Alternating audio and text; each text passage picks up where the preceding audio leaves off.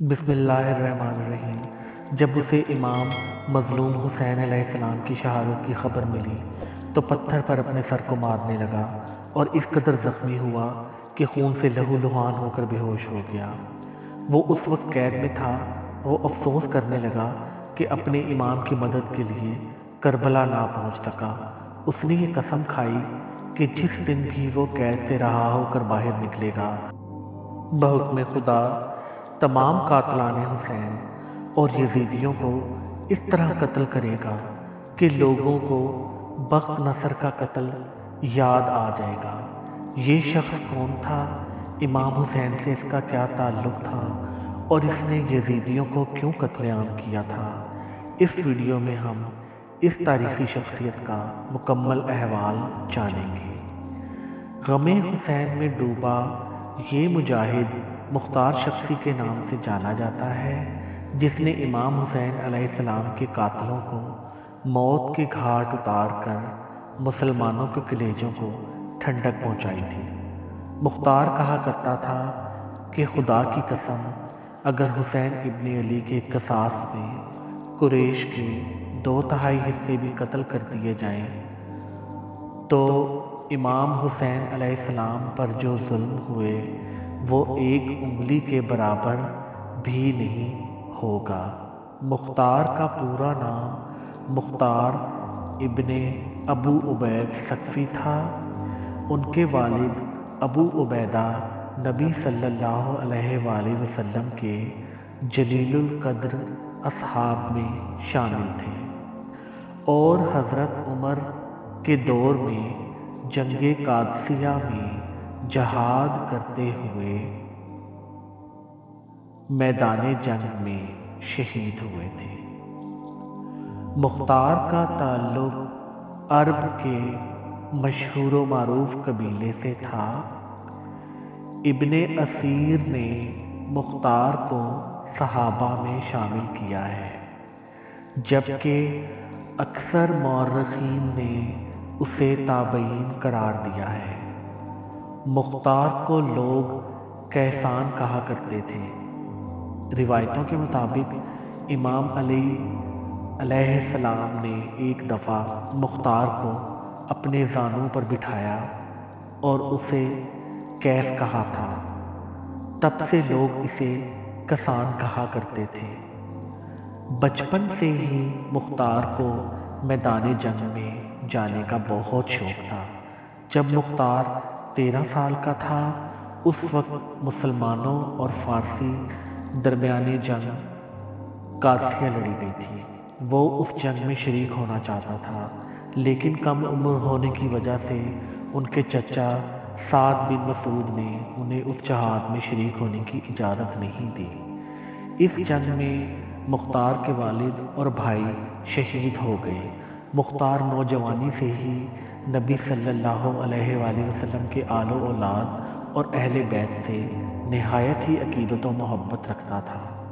جب یزید بن معاویہ تخت نشین ہوا، اس وقت مختار میں تھا جب اسے خبر ملی کہ امام حسین نے یزید کے ہاتھوں پر بیعت کرنے سے انکار کر دیا ہے، تو اس نے امام علیہ السلام سے رابطہ کیا اور کوفہ و بصرہ کے لوگوں کو اس بات پر آمادہ کیا کہ وہ امام علیہ السلام کے ساتھ مل کر بنو امیہ کی حکومت کا تختہ پلٹ دیں، کیونکہ امام عالی مقام دنیا اور آخرت کے امام اور مسلمانوں کے رہنما ہیں۔ لہذا امام حسین کی حمایت کرنے اور لوگوں کو یزید کے خلاف پرآمادہ کرنے کے جرم میں یزید کے ظالم گورنر عبید اللہ ابن زیاد نے مختار کو حراست میں لے لیا، اسے 100 کوڑے لگائے اور ان کی ایک آنکھ کو زخمی کر کے قید میں ڈال دیا گیا۔ 10 محرم سن 61 ہجری کو امام حسین اور آپ کے ساتھیوں کو میدان کربلا میں بے رحمی کے ساتھ شہید کر دیا گیا اور آپ کے سر کو کاٹ کر ابن زیاد کے دربار میں پیش کیا گیا۔ ابن زیاد کے حکم سے مختار کو امام حسین کے سر کو دکھانے کے لیے دربار میں بلایا گیا۔ مختار نے جب امام حسین کے سر مبارک کو دیکھا تو بہت گریہ و زاری کرنے لگا اور روتے ہوئے اپنے سر پر مارنے لگا۔ اسی وقت مختار نے اپنے دل میں یہ قسم کھا لی کہ وہ امام کے قاتلین کو چن چن کر مارے گا اور آپ کے اہل بیت کا قصاص لے کر رہے گا۔ کچھ دنوں کے بعد ابن زیاد نے مختار کو قید سے رہا کر دیا اور اسے حکم دیا کہ وہ کوفہ سے باہر چلا جائے۔ مختار ثقفی نے کوفہ کو خیر باد کہا اور اپنے سینے میں دہکتے ہوئے بدلے کی آگ کو لے کر طائف چلا گیا۔ مختار نے بہت صبر اور حکمت سے کام لیا۔ اس نے پہلے اپنے تمام پرانے ساتھیوں کو جمع کرنا شروع کیا اور ایک چھوٹی سی فوج بنائی۔ مختار نے اپنے پرانے ساتھی ابراہیم ابن مالک اشتر کو بھی اپنے ساتھ ملا لیا، جو حضرت علی کے جانثار سپاہی مالک اشتر کا بیٹا تھا اور اہل بیت رسول سے بے پناہ محبت رکھتا تھا۔ ابراہیم کے پاس بھی چھوٹی سی لشکر تھی جسے مختار نے اپنی فوج میں ملحق کر دیا۔ اس کے بعد مختار نے اجمیوں، ایرانیوں اور موالیوں کو اپنی فوج میں شامل ہونے کی دعوت دی۔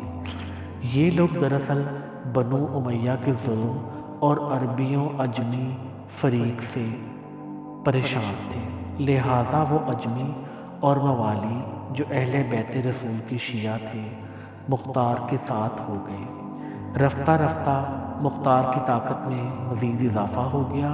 مختار کی رگوں میں خون کی طرح دوڑتی اہل بیت سے محبت اسے بار بار حسین ابن علی کی شہادت یاد دلا رہی تھی۔ مختار اب قیام کے لیے تیار تھا۔ مختار نے اللہ رب العزت کے دربار میں دعا کی کہ اسے تب تک موت نہ آئے جب تک وہ ایک یزیدیوں کو قتل کر کے ان کے ناپاک وجود سے اس زمین کو پاک نہ کر دے۔ مختار نے سن 63 ہجری میں سب سے پہلے کوفہ پر حملہ کیا۔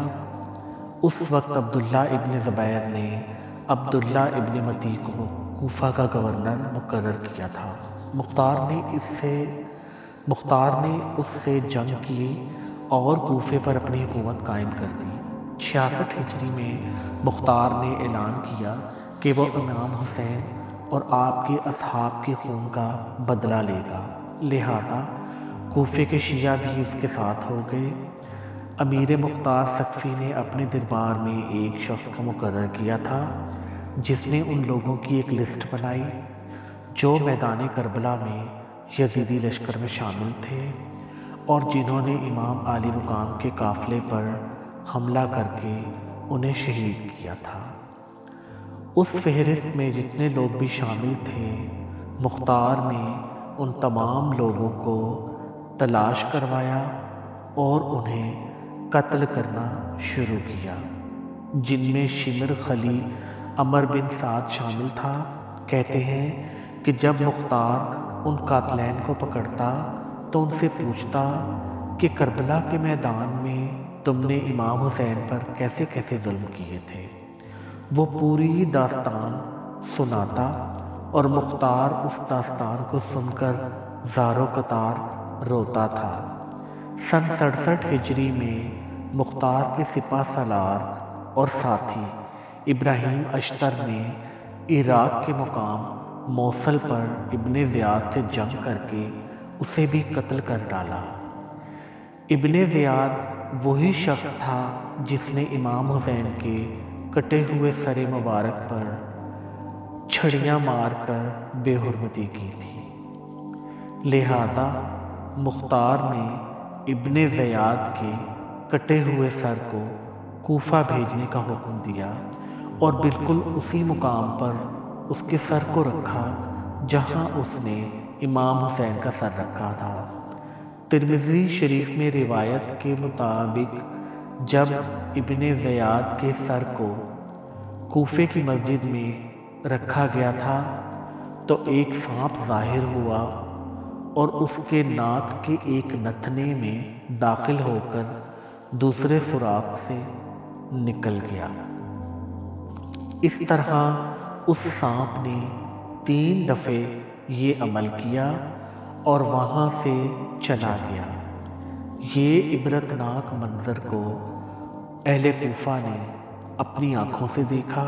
اس کے بعد ابن زیاد اور عمر بن سعد کے سروں کو مختار نے امام حسین کے بیٹے امام سجاد علیہ السلام کے پاس مدینہ بھیجا، جسے دیکھ کر آپ نے مختار کے حق میں دعا فرمائی۔ روایتوں کے مطابق مختار کے قیام کو امام سجاد کی اجازت اور حمایت حاصل تھی۔ سن 68 ہجری کے بعد مختار کی عمارت کمزور پڑنے لگی اور ابن زبیر کے بھائی مذہب نے کوفہ پر حملہ کر کے مختار کے قلعے کا گھیراؤ کر لیا۔ اس لمحے میں مختار نے غسل کی عطر لگائی اور نماز ادا کرنے کے بعد بارگاہ الہی میں شکر بجا لایا کہ اسے اللہ نے اتنی مہلت دے دی کہ اس نے تمام قاتلان حسین کو جہنم واصل کر دیا۔ اب اگر اسے شہید بھی کر دیا جائے تو کوئی غم نہیں۔ یہ کہہ کر وہ قلعے سے باہر آیا اور مذہب کی فوج سے لڑتا ہوا شہید ہو گیا۔ تاریخ میں مختار کی شخصیت کو بنو امیہ اور نازیبیوں نے بہت بدنام کرنے کی کوشش کی، لیکن مختار آج ہر محب حسین کے لیے ہیرو ہے، غم حسین سے زخمی دلوں کی ٹھنڈک ہے۔ مختار کے چاہنے والے آج تک اس سے شدید عقیدت و محبت رکھتے ہیں جو قاتلان حسین پر موت بن کر گرا۔ پیارے دوستو، آج کی یہ ویڈیو اپنے اختتام کو پہنچی۔ امید کرتے ہیں آپ کو اچھی لگی ہوگی۔ اپنی رائے کا اظہار کیجیے گا کامنٹس میں۔ اگلی ویڈیو تک کے لیے آپ سے اجازت چاہتے ہیں۔ اللہ حافظ۔